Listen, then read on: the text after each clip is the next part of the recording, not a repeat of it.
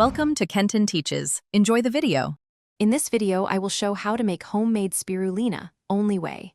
Gather a shallow tray, non-toxic algae starter, a thermometer, and a reliable light source, then sanitize everything thoroughly. Mix filtered water to the right alkalinity and add the starter culture. Maintain stable temperature, moderate light, and gentle aeration. Harvest when mats form, rinse lightly, and dry on a clean surface.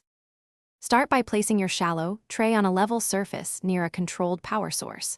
Prepare filtered water, then measure and adjust alkalinity and pH to the target range for spirulina growth.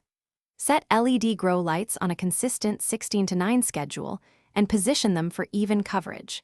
Keep a small pump or gentle aeration device running to prevent clumping and encourage healthy circulation throughout the culture.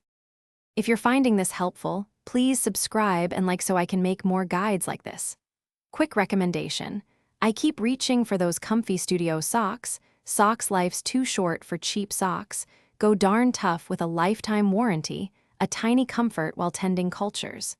Check the description for the link and other deals, then now let's get back to the video.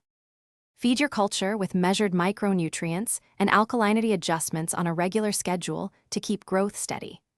Monitor temperature closely and maintain consistent aeration to avoid stagnation that invites contamination.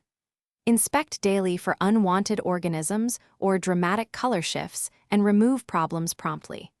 When you harvest, take small portions and leave most biomass to recover, so the culture keeps producing without resets or major disruptions to pH and balance. Thanks for watching. Please subscribe if this video was helpful.